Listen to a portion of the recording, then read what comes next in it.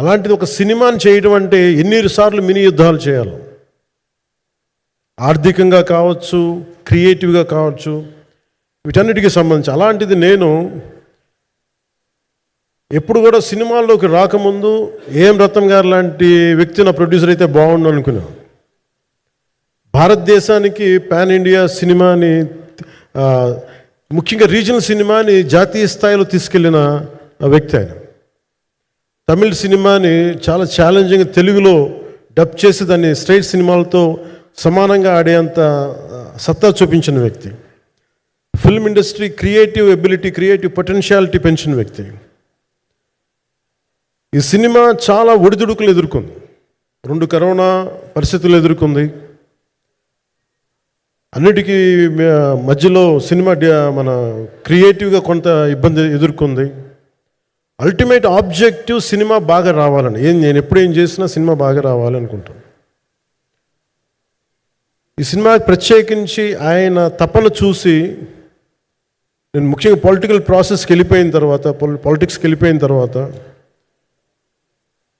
Direction అని వీటికి దూరమై క్రియేటివ్ పార్టీకి దూరం అయిపోయిన తర్వాత, పాలిటిక్స్ నా ప్రైమరీ ఫోకస్ అయిపోయిన తర్వాత, మళ్ళీ దృష్టి పెట్టి సినిమా కావాలి, మీరు చెయ్యాలని చెప్పి నా దగ్గరికి వచ్చి కోరుకున్నప్పుడు నేను ఎంత బెస్ట్ ఇవ్వగలను ఆ సినిమాకి అంత ఇచ్చాను. నేను అంటే నా బెస్ట్ ఇచ్చాను. అంటే నేను అన్నిటికంటే కూడా నేను ఇవ్వలేనిది టైం ఇవ్వలేను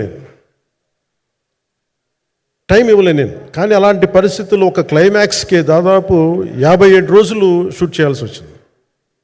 మండు టెండ బాగా, ఇట్స్ కైండ్ ఆఫ్ ఒక మిడ్ మే, అంటే చాలా పిచ్చి ఎండ అన్నమాట. అలాంటి ఎండల్లో నాకు చాలా కాలం తర్వాత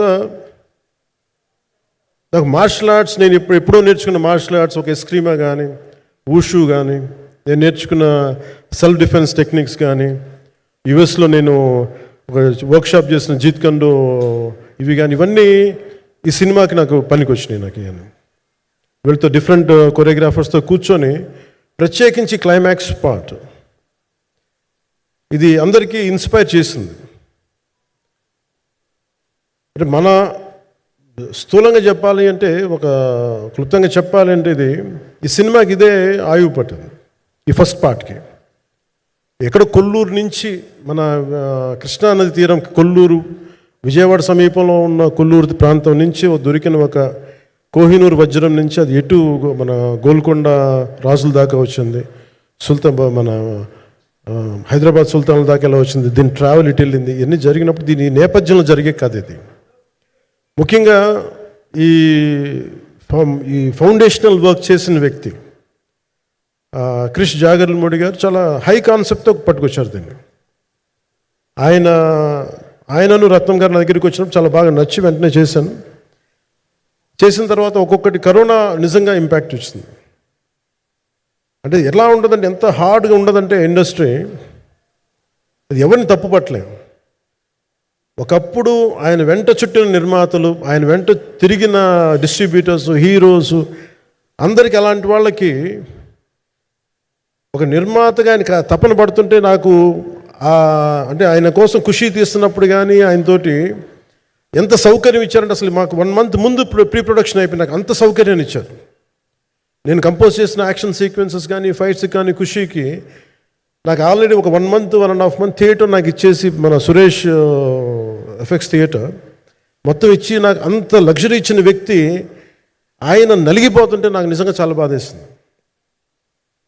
ఒకసారి it is not about money, it's not about success, it's about standing by whom you trust, who stood for the people and who stood for the industry. నాకు ఎందుకు ఇది మీతో పంచుకోవాలనిపించింది.